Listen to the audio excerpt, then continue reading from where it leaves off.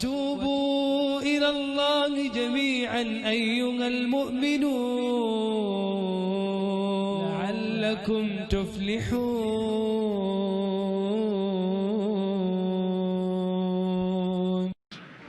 So the next question from the mic for the sisters. This sister is also very shy. She just doesn't want to come in front or ask it herself. She says her question is about will of Allah. She says, I keep hearing everything is the will of Allah. Whatever happens is the will of Allah. And they say that everything is written already. So then where is the freedom of choice? When Allah gave me freedom of choice, whatever I do, if anything happens, they say, oh, this was written and it's the will of Allah. And if you could explain, if there is so much, everything is written down, then what is my freedom of choice? Sisters asked a very good question, very important question.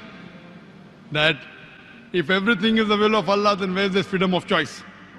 And this is a question not only asked by non-Muslims, even asked by Muslims. It's talking about qadar. That if it is mentioned in destiny, that I'm going to rob, and if I rob, who's to blame? Allah is to blame. If it is mentioned in destiny, I'm going to commit murder, and I commit murder, who's to blame? Allah is to blame. So where is the free will? So if it is the will of Allah, or if it is mentioned in the destiny, I'm joining both together, then where is the free will? The reply to this question is, it's compulsory that every Muslim should believe in qadar, but you should understand what is the meaning of destiny. For example, if suppose in a classroom, there are 100 students, and when the teacher teaches the students in the classroom at the end of the year, before the examination, the teacher predicts that this student, he will come out first class first. This student, he'll get second class. This student, he will fail. The teacher predicts why? He knows that this student is very studious, always does homework, does extra studies. This average student, second class. That student goes for movies, doesn't do homework, misses the class, predicts that that student will fail. Now once the examination takes place, after the results come out, this student gets first class first, this student gets second class, that student fails. I'm asking you a question. Can the student who has failed, can he blame the teacher that because you have predicted I will fail, I have failed? Who's to blame? The student or the teacher?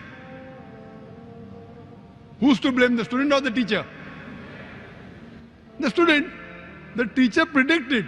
Who's to blame the student? He did not study, he did not do his homework, he used to go for extra movies. So similarly, Allah subhanahu wa ta'ala has given the human being the free will. Allah has told you what is right, what is wrong, but the choice is yours. For example, if you come at a crossroad, there are 4 roads, A, B, C, D. You can choose any. You choose road C.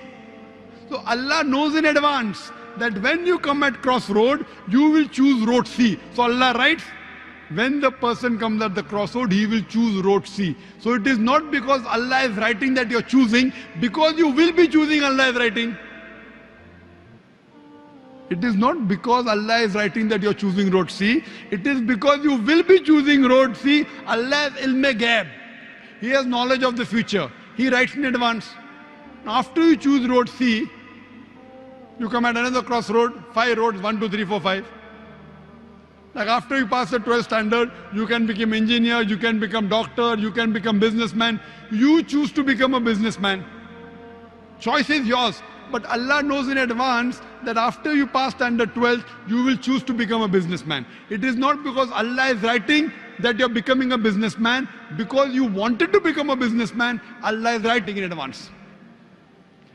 And what you understand here, that if Allah wants, He can easily change it. For example, if in a classroom, in the mathematics examination, the teacher gives the paper 2 plus 2 is equal to how much?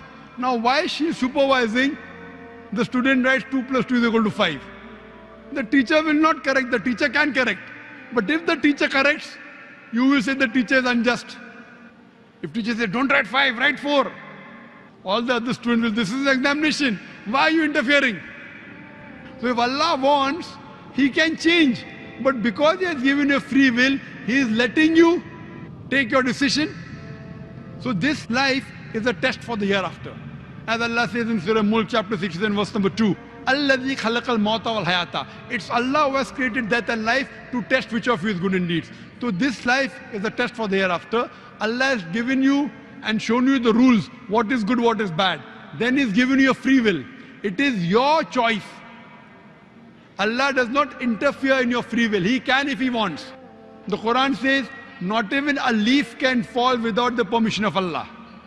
So whatever happens, happens with Allah's free will, but the decision is yours. And based on that, you will be rewarded or punished. Hope that answers the question.